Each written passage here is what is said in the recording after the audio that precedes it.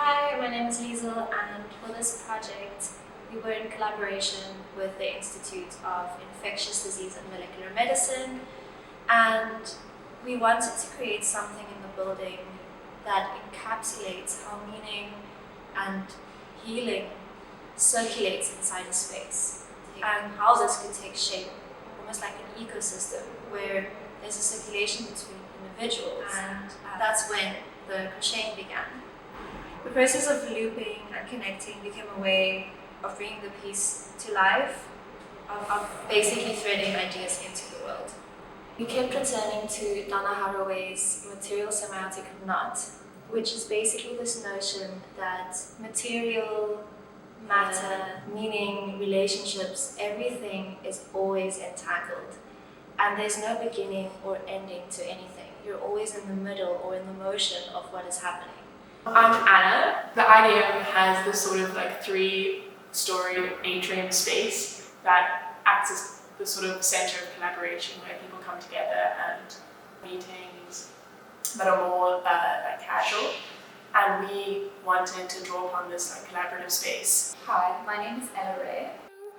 We spent a while trying to decide what materials would suit our project best, driving all over Cape Town to various rope stores and plumbing shops to see what made the most sense. Each material kind of has a different quality. Some are stretchy, some are clear, translucent, others reflect light in different ways, and it's all of these different qualities which come together to make the final product. When it came to installation, we faced a lot of trial and error because it was a very organic shape that we had made, and the building is obviously very like structured. So it was a lot of measuring and remeasuring and like rethinking and remaking. And then when we were installing, we had to kind of play with the building and where our installation would meet and how the lines would cross and how the pieces would intersect and interact with the building. I'm Andy. When we arrived at the IDM, we met up with John Woodland, who's a scientist at the Drug Discovery Department. Hi there, I'm John. I am a scientist with an artistic problem. And John was sort of the link between the work we're doing and the IDM. He sort of became a central figure into understanding how drug discovery works. If we think of the IDM as a living system, a constellation of people researching ideas, how do all these parts connect to keep it alive? Nothing can exist in isolation. Everything in science is connected these days in a glorious constellation of discovery, data, research, and the artwork is very kind of evocative and provocative in that respect, in the way that it seems to draw together all these disparate strands and show how they're all interconnected with one another.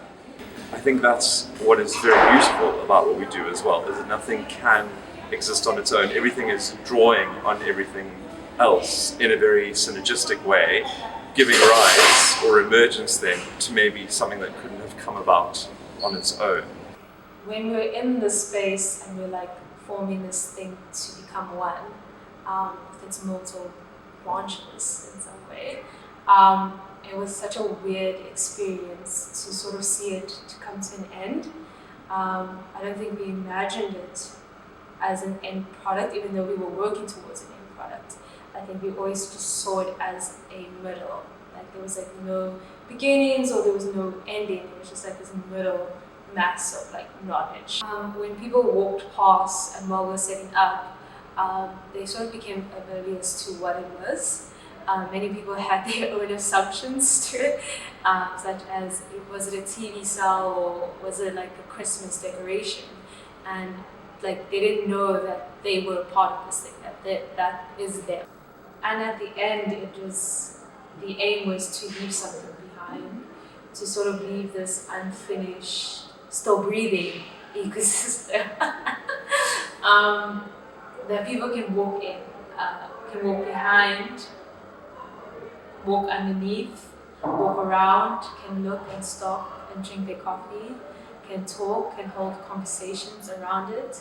That was the aim. It was just this thing that just contained a vessel. It was a vessel basically.